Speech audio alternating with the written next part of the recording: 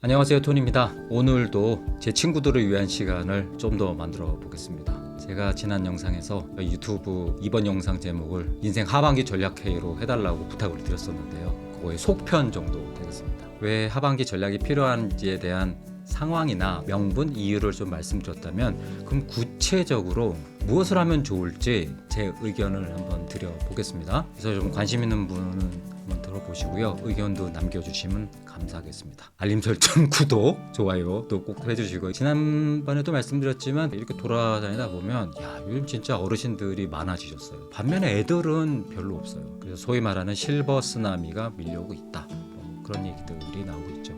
베이비 부모가 은퇴를 한다. 그런데 이제 그분들은 100살까지 사니까 일이 계속 필요한데 일자리는 이 수요에 비해서 공급이 모자르다. 그래서 재취업이 굉장히 어렵다. 그런 얘기들을 쭉 드리고 있었습니다.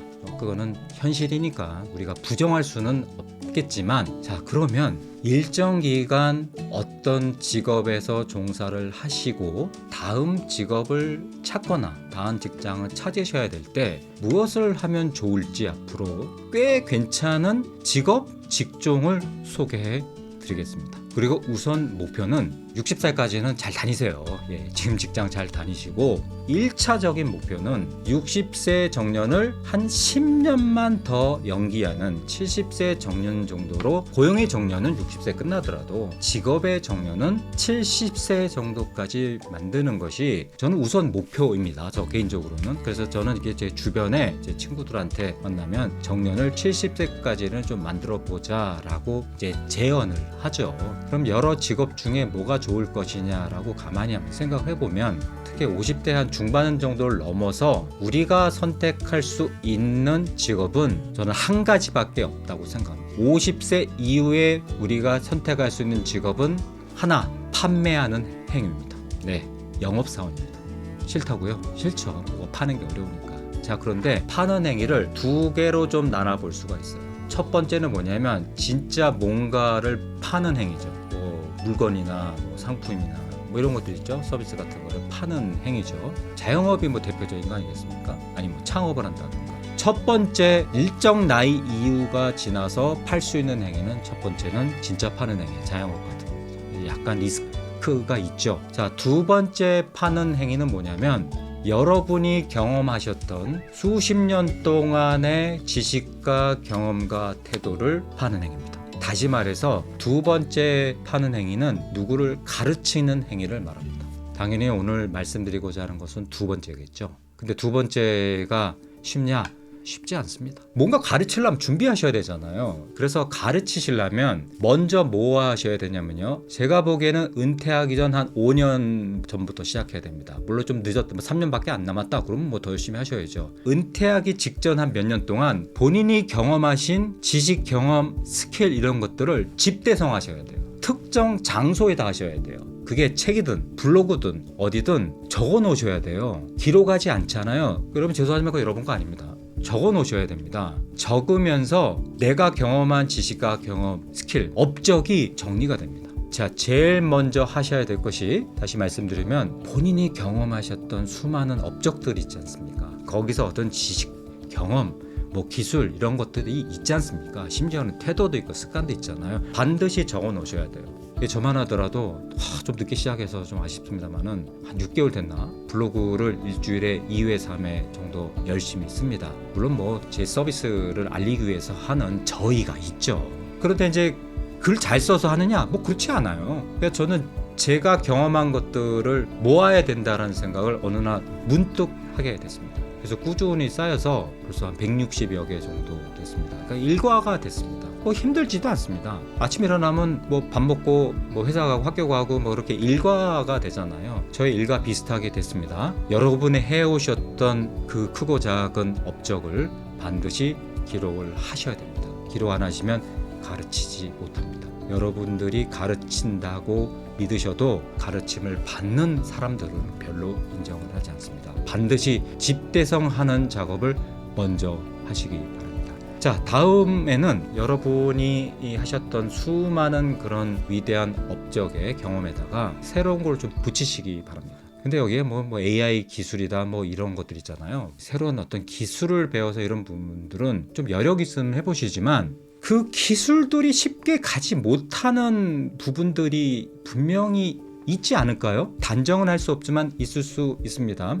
여러분, 돌봄의 대상이 바뀐 거 아시죠? 옛날엔 주로 우리가 아이들을 돌봤잖아요. 돌봄의 대상이 바뀐 게 아이들이 팍 줄었습니다. 그러니까 돌봄의 대상이 굉장히 아이들이 없는데 늘었죠. 누가 늘었냐면 이제 어른들이 늘어나셨죠. 그래서 어른들 돌봄 산업이 뭐 굉장히 커지고 있지 않습니까? 그럼 주위에 보면 요양병원도 많아지고 뭐 데이케어라고 그래서 아마 한 번씩 다 보셨을 겁니다. 아침에 왜 차가 뭐 이렇게 데이케어 이렇게 누가 모셔갔다가 저녁에 다시 모셔다 드리고 이거 많아졌죠. 그럼 돌봄의 대상이 그들만 생겼냐? 아니죠. 아픈 사람들이 많습니다. 마음 아픈 청년들이 많아졌습니다. 자살률이 뭐 여전히 높죠. 하루에 35명씩. 근데 여러분, 자살률이 보면 특히 어른들의 자살률이 굉장히 높습니다. 그러니까 돌봄의 대상이 많아졌고요. 굉장히 촘촘해졌습니다. 그러면 기술이 상당히 커버를 해줄 거예요. 기술이 커버를 하지만 아마도 사람 손이 좀 많이 가지 않겠습니까? 돌봄의 경제가 훨씬 더 넓어졌고 촘촘해졌다. 돌봄의 대상이 바뀌면서 촘촘해졌기 때문에 그 돌봄의 능력을 여러분이 가지셨던 능력에 좀 접목을 하신다면 저는 정년을 한 10년 정도 늘릴 수 있다고 생각합니다. 그래서 많은 분들이 은퇴하시면서 코칭이 저는 굉장히 좋은 분야라고 생각을 합니다. 다시 한번 좀 정리해보면 수십 년 동안 여러분이 쌓아오셨던 각자의 분야에서의 전문성을 집대성하십시오. 그리고 기본적인 기술이 좀 바탕이 돼야죠. 그 기술이 아마도 따라오는데 꽤 오래 걸릴 것 같은 돌봄에 관련된 그런 기술들이 있죠. 여러분한테 꼭 요양사, 사회복지사가 되라는 게 아닙니다. 본인이 갖고 있던 시대에서 요구가 되는 그런 대세들 있잖아요. 대세들. 그런 기술들이요, 따라오지 못하는 부분들이 저는 그 돌봄의 영역일 것 같아요. 그래서 지금 은퇴를 앞두거나 새로운 직업을 구하시는 분들에게는 감정을 조절하고 제어하는 능력을 배우시고 그걸 배우셔서 가르치시는 기회를 만들어 보시기 바랍니다.